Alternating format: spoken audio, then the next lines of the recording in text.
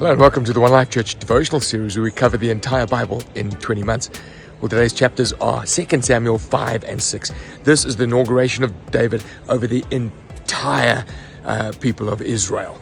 As all the elders come to him, say, let's make covenant, you're our king. They establish it. But to cement it, he needs to occupy Jerusalem, and the Jebusites lived there. So he had to attack Jerusalem, which he does. He goes and looks back via a waterway, calls it the city of David, builds it, establishes it. King Hiram from across the border, he supplies, goods for him to work on Jerusalem. Obviously, the kings around now are very mindful that this is a powerful king that's taken office.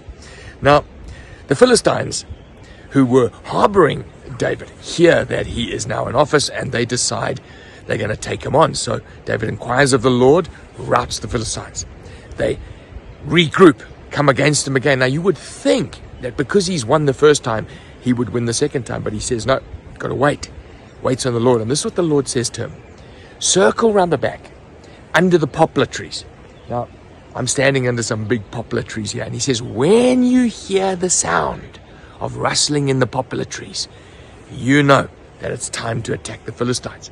Some famous theologians have said that was the rustling in the leaves, was the rustling of the feet of the chariots of heaven.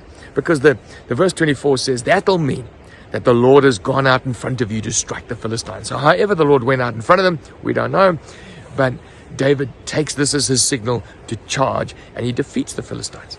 Well, there's two big lessons I learned from this. Firstly, is that just because God did it one way before, doesn't mean he'll do it that way again. I've learned that lesson the hard way. I've seen God use some of my preaching, and then if I want to repeat the preach in another context at another time, and I haven't properly discerned from God, sometimes I can preach the exact same message and it's not anointed. It's not got the results that it had before, just because I'm repeating an action. It's a big lesson that I've had to learn. And then God goes before. He says, in all your endeavors, I want to go with you, want to march with you. And that's what we want. Heard a guy the other day who has been trying for years to finish a church building project, hasn't managed. Then he felt God say to him, listen, I want you to forget about that for a moment. Supply food for the people that have been under distress in KwaZulu-Natal through the looting. And so he gives 300,000 rand into that, after inquiring of the Lord. And then the same week that he does that, 3 million rand gets dumped into their bank account. A month later, 3.7 million gets dumped into their building fund.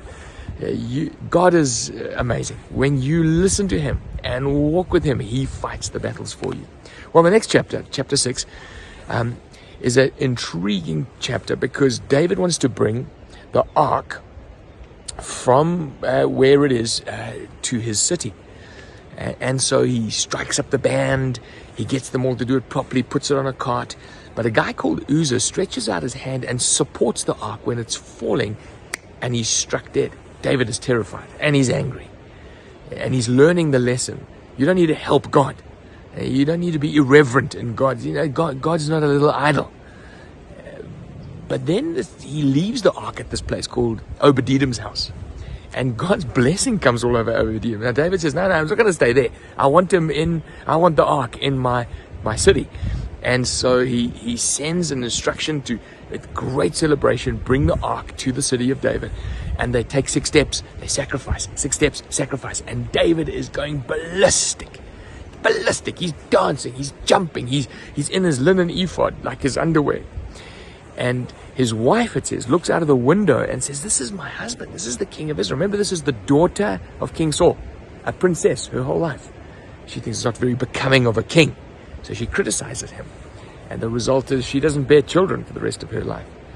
David's answer to her is this: I will celebrate before the Lord, and I will become even more undignified than this. And so what we see here is this strange contrast of irreverence being judged, but this undignified childlike celebration being applauded. So what's the difference between irreverence and wild worship? Well, when you behave like a child and you abandon yourself to God, it's pleasing to him. When you behave like you need to help God and put God in his box, that's not tolerated. And so this chapter is a sober lesson in worship.